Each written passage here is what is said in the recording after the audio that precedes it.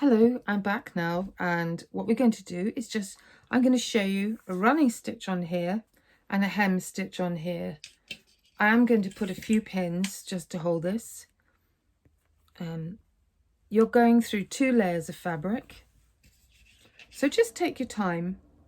2 layers of fabric. This is, in fact, it's 3 because it's slightly rolled over. So what I do is, for running stitch, I start just under the lining and I put a stitch in like this.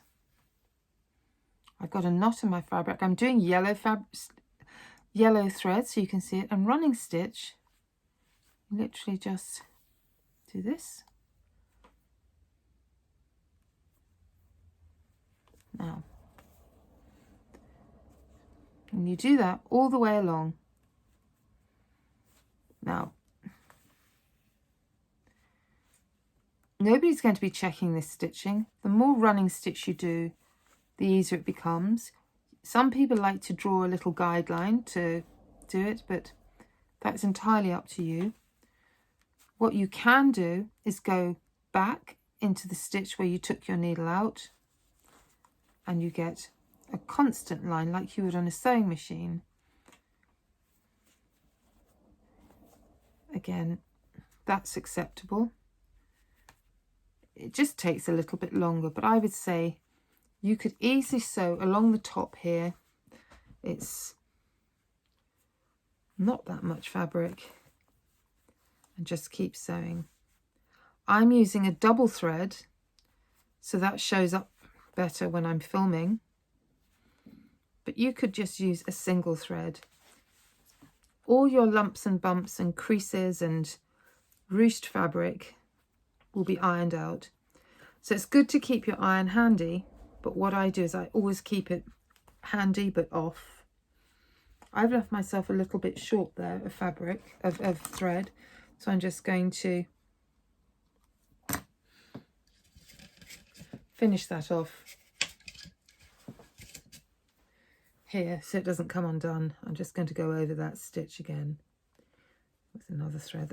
I've pre-prepared all my needles and threads, so I don't think I'd get any prizes here for the best stitching. What you can do if you want is to go back along that line. I think you could do small stitches, you can do large stitches. This probably isn't really going to be seen. If you turn over here, that stitching is showing because I've done yellow so that you can see that. But if you're using the right colour thread for your fabric,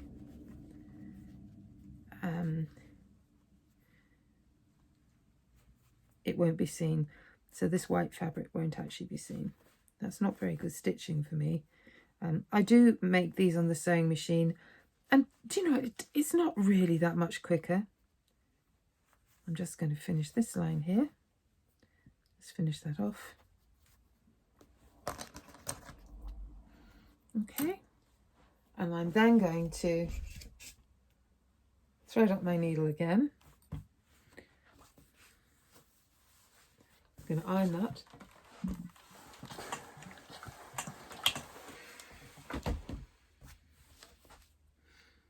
And you'll see that. Okay, so that is running stitch, but I've used the yellow stitching so you can see it. You can do your stitches a lot closer together. I'm going to unpick those because I also did it in white, but it's just so that you could see. So that's your running stitch.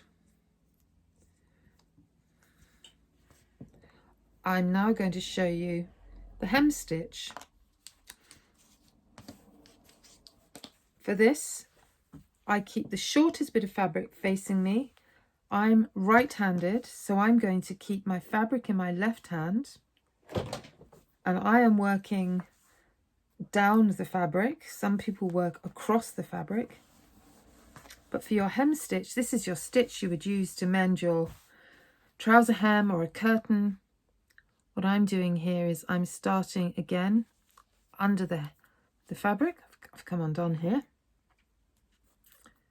It's always difficult threading your needle when you're in a hurry. That's why I like to have them threaded up. So your hem stitch, I'm just going to do a holding stitch here.